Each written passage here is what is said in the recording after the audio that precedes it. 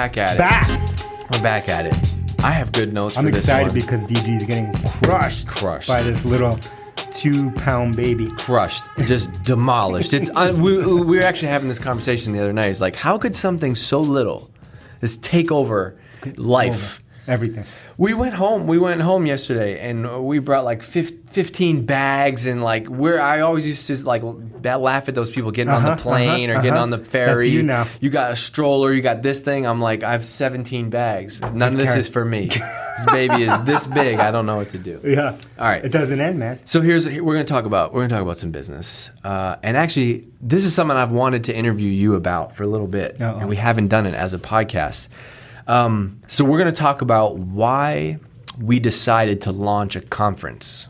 Interesting. Why do a conference, right? Yep. And there's so many things to unpack in there today. All right, so like this whole thing goes back to, I remember it, we were sitting on a plane, we were going to the New York Times. You said to me, DG, it's time. It's like, time for what? I'm like, what is time for what? You're like, it's time for the next level. I'm like, okay, what does this mean? It's time to launch a conference. Our first conference this year, let's do it. And I was like, okay, let's do it. And that was in? January. Okay. I was like, let's do it. 100 people. Sounds great. You're like, no, 100 people. How about 500 people? And then the goal kept going up. Eventually, the goal gets set at 1,000. But what I wanted to try to unpack is like, why? Did you hear DG trying to sandbag? He's like 100, 200. Unbelievable. Come on, I would. We already blew. If the goal, let's just say, if the goal was 500, we would have already blown it out. So that would have been sad. I'll tell you more about. I had to save him from himself. He sets high goals. What can I say? So why? Like, okay. So number one is it's really early in the life of Drift, right? Super. Why would you push to do a conference and make it so big? All right. 2 different questions. Why a conference? Yes. The conference came about because of what we're doing here on Seeking Wisdom, right? And so Seeking Wisdom, which started kind of, I don't even know how it started. DG started recording these. I actually know. I'm going to go back. I'm going to go back in history for a little bit. Yeah. Nobody knows this. Before I interviewed you for my podcast back in the day. Yeah. Tech in Boston, RIP. Yeah. And you said, after you asked me about equipment and all this gear and stuff, and you're like, I'm going to start my own podcast. Yeah. And I was like, oh, that's awesome. And you're like, I don't know what it's going to be about, but I have the name and Seeking Wisdom. So you had the name Seeking Wisdom forever. See, he doesn't even. I didn't even remember He doesn't even know. I'm telling him. That's awesome. That's why I need. So you had so you had the name. Yeah. And then this whole thing started, the podcast started just like, originally it was like you were in the room by yourself. Then I started to interview you. Yeah. And then it kind of morphed into this, like this thing, what it is today. So anyway, that's a long way of saying like, that's what got you start to think about this community thing. The community. So we started the podcast and the podcast was not Drift specific, right? So not company specific. It was just a podcast about the things that we were learning, right? Hence the name.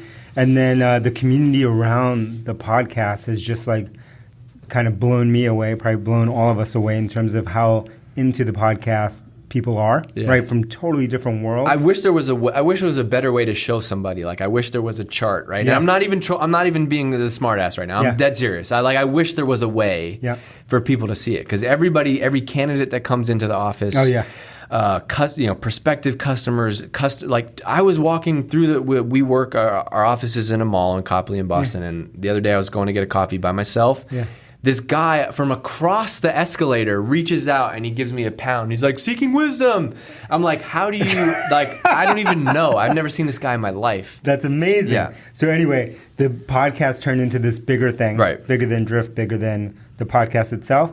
And that kind of sparked the idea of like, let's bring the community together. So that's how the conference started, with no other agenda than we have something here, let's just make it into something bigger. But there's something bigger in there, though, that you think about all the time now, and this is brand, right? Like brand, we've talked a lot about it, right? It's the moat. Yep. But how does a conference fit into that in your vision? Like, how does that help separate us? Yep. So in the back of my mind, while I'm thinking about this community, I'm also thinking about like, what do we want to invest in as a company from a marketing standpoint and as a company standpoint? And one of those things that we've talked about in the past is building a brand, and not just a tech brand, but just a brand, a global brand. And so to do that, we need to invest in areas that are not easily measurable. So another side rant here. Go. Side rant. Please. So marketers, so there's a problem with marketers. Huge problem. Many. But let's talk about one, right? And I love marketers. For the record, by the way, for engineers and product people that are listening, we don't discriminate. Marketers get a hard time. We give them a hard time here too. Everyone gets a hard time. Okay. Yeah. So one problem with marketing or marketers, modern data-driven marketers, is that marketers want to only invest in things that are super measurable, right? So that you can measure every click, interaction, pixel, blah, blah, blah. And that's cool. But the problem with that approach is that if something is perfectly measurable from a marketing standpoint, by definition, the arbitrage, aka the opportunity in that channel, is probably already gone. Why? Because if it's perfectly measurable, everyone's going to move their dollars into those perfectly measurable campaign types or activities, and then that means that the arbitrage goes away. So a perfect example of this is there was arbitrage in the early days of Google, right, across almost all the categories. And so there were a lot of ways to make money on Google. But now it's become so efficient that the arbitrage is missing is gone from most of the categories. So you see a lot of marketers move to Facebook and other platforms. Totally. And again, the same thing will happen. Once it's everyone's figured out how to perfectly measure it and spend money in that system, then the arbitrage goes away. Right? This goes back to like why we talk about why we have to be willing to do so many new things and test so many new channels, because you got to find the new ones, right? Look back to the reason people who did podcasts early, right? Were they good at it or were they early? First people to have blogs, like were they good at it or were they early? Like there's the first. Those are the early winners, right? And so that's the crazy thing. So those other channels, let's say a conference, let's say a podcast, let's say video, or some of the other things that we do, are not easy to measurable in terms of ROI. Therefore, it keeps marketers from going there. Therefore, the arbitrage is there. Right. The opportunity is there. Yeah. And I think this is, what's funny is like the number one question, because you go out and you talk about that stuff all the time, the number one question that I get is, all right, I love the way how do I get our team to buy in? And my answer all the time is the only way is alignment. It all comes down to alignment, right? Like if you... if I worked for somebody or in an organization who didn't understand marketing or didn't care, it'd be a lot harder for me to justify spending a couple hours a week doing this podcast, a couple hours this week doing video and doing a conference. It's all about alignment. And so the other problem with marketing, not to turn this into two problems, is that when they go into an activity, an event is in a type of activity or podcasting type of activity, they want to so badly measure it that they just screw up the experience of the activity, right? So like your typical event, right? Because they just so need to measure this freaking thing. Like you came home from SaaStr. I was with you at SaaStr. You didn't go to a single booth. You didn't go to a single booth, but you got 100 emails from vendors that were like, David, so great to have you at the booth. We'd love to give you a demo. Thanks for spending 15 minutes with me. Okay, so I didn't go to any of these got booths. the list from SaaStr because you were a sponsor and you emailed everyone. And so that's an example of marketers taking events and just making the experience shitty, right? So because all of a sudden they have card scanners and automatic emails being sent to people, booths and giveaways and trinkets and all this weird stuff that's just like crummy conferences. Like a pink dinosaur outside the convention center. Dancing outside. All that stuff is not the type of conference that we want to create. And so that's why I think there's an arbitrage opportunity for us in conferences, because all the conferences have gone that way. And what we want to do is just like bring like-minded people together. Let's try to grow together. Let's not just talk about marketing and sales, but let's talk about all aspects of personal growth and create this new type of conference that I have not seen out there. That's the growth mindset coming out, because what's the opposite of growth mindset? Fixed mindset. The fixed mindset person would say, there's so many conferences out there. Why do it? There's so much noise. It goes back to commodities. The growth mindset is, shit, great. There's a lot of conferences out there and they all suck, right? So we're going to do it our way. Exactly. Let's try and do a great conference. Because now most of the conferences feel that way. And so it's easy to stand out, back to the arbitrage opportunity. And two, I think we could create something bigger that creates this halo effect around Drift and around what we're doing here in Seeking Wisdom. Love that. So that's kind of the background of why. The why. And all right, so with that why, what were some of the guardrails that you set for us? Mm-hmm. One, if we're going to do it back to the 1,000, then it has to be remarkable in terms of attendance. And so looked at conferences. Volpe did the first inbound. He did about 300 people. I believe he said in his bet. Looked at other conferences. And they're mostly, for company conferences, they're usually in that 200 to 300 person kind of spot, sometimes a little smaller, more intimate. And so I said, okay, let's go the other way. Let's go the other way. What would be the craziest number I could think of hitting in the first year? Never having done a conference before. Not having a dedicated event team. Hear that? There's no one here dedicated to events. They're all in this room right now, actually. Everyone doing Hypergrowth is in this room right here, right now. Yeah. And so with those constraints, what's the biggest?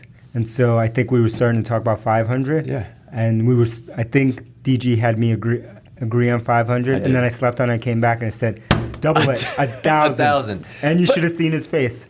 Whew, amazing. So panic. We're good. We're in an amazing spot. It's definitely pushed us. And going back to goals, right? If the goal is 500, you push and maybe we get 4, right? If the goal is 1,000, like it just changes the whole perspective. Now I wish I would have done 2,000. 2,000 to make sure we'll be there. 2,000. 2,000. All right, and so I also think there's something else about the experience, right? Mm-hmm. Like you talk about this a lot. Brands today, you pay for the experience. Mm-hmm. And so we're going to try to, we have to deliver this in person, right? Yeah, and this experience is not the conference experience. No. This is the Drift experience. Totally. Right? And so it doesn't matter that it's in the form of a conference, doesn't matter if it's in the form of a podcast or a video or the software, it's all just the experience. How do you, the thing that I like is, how do you remove our logo from all of these different channels and know who did it? That's the goal. Right? We have this conversation all the time. Take the Patagonia logo off. Yep. You see a picture of somebody on a kiteboard with shorts. You're like, that's a Patagonia ad. Yep. Or a Nike ad or whoever. You take off the MailChimp monkey from anything they do, you still know. Yep. You still know what it is. And so that's the kind of brand we're trying to create. Yeah. We're just at the beginning, first inning. We have a long way to go. But for you marketers out there, the way that we think about it is, yes, we want the experience to be amazing, but we also we do want customers, right? Deep down, for sure. Of course. And so that's back to Peter Drucker. That's the sole reason. And so, but our bet though is instead of scanning a badge and doing traditional sponsorships, our bet is that if we can deliver on a face melting experience in person, then you're going to come to that conference and be like, damn, I got to get with what this team is doing. Ooh, right? Did you hear that? Face melting. That's the bar. It has to be. Yeah, and there's also just something about bringing together people in person, right? Mm-hmm. We've done 2 meetups here in our office, 100 plus people, and the vibe when you get people there is amazing. Did you hear that? We've had meetups in our office. 100 plus. This guy wanted me to do a 200 person conference. I never said that. I didn't want. This was before the meetups. That was before the meetups. This was a January Drift, man. We're on a new level. Person. All right. It's like we have 200 people in the office. Look, what are you talking about? Sometimes you got to sandbag a little bit. Don't. 1,000, 2,000. All right, write in, leave a 6-star review, and tell us if we should raise the goal to 2,000 people this year. I have one more question for you. Do you see this conference as a revenue-generating event? No. If I don't make money, is marketing going to be under a microscope? So you're trying to get me on the record here. You're already on the record. I want you to say this. No, I don't. Want people I don't to see it as a revenue-generating expense. Revenue-generating event. It's an expense. It's an expense. Yep. And so we're totally fine investing in that, and we're going to continue to invest in conferences and non-traditional things. Again, where we think the arbitrage is in, and take a long-term view at building. Yeah, this we company. got a lecture about going to conferences with badge scanners and hell no traditional. Just say no was the lecture. I'll save you from it. So that's the other challenge, right? If you're listening out there, we're hiring, right? Okay. The challenge that we have is you're going to come in marketing. You come here. You want to join. We have to reinvent the playbook, right? You can't rely on whatever else we've done has worked before. We're actually hiring in marketing, sales, customer success. Engineering, product, design. Would you say that's every role? Finance. Every role? Yeah. If you, in any role possible, we are hiring. So hit us up. Yeah. Twitter, Facebook, drift.com/jobs. Yeah. Let's do this. The real, like if you were really hungry, you'd go to Instagram and you'd do an Instagram story. Bingo. And you'd shout out at Hey Drift. Thank you. If you were really hungry. Yeah. But I don't know. People don't seem to be that hungry. That's true. All right. So that's the deal. That's why we decided to launch a conference. We want to know, like, hit us up. Tell us what are the non-traditional things that your business is doing, and even if you're not doing anything, maybe this lecture from DC at the beginning of this podcast will convince you that there are other ways other than AdWords, other than Facebook ads. Just because everybody's doing it, you can find other channels. Woo! Let's do it. 6-star reviews. One day we'll do a podcast on DG getting a job at Drift. Legendary. Oh, that is a good story. Maybe we'll tell that. We'll tell that one day. Also, just because we had this idea, I want to shout out. We've grown. This podcast has grown a lot, which is amazing. But I also am like, oh man, there's so much old content that is so good. Yep. Carry the water. Yep. Do the work. Like there's so many like staple episodes. So this is my quick plug to like go back. All the episodes are numbered. You can go back. But what we're gonna do, you and I, you don't know this yet. Okay. We're gonna do some videos. We're gonna record some videos, not in the podcast studio, and we're gonna talk about we're gonna basically break down the top 5 podcast episodes. I love it, bro. And get people out there. Nice. So, throwing some heat. So come check us out. All right. See ya.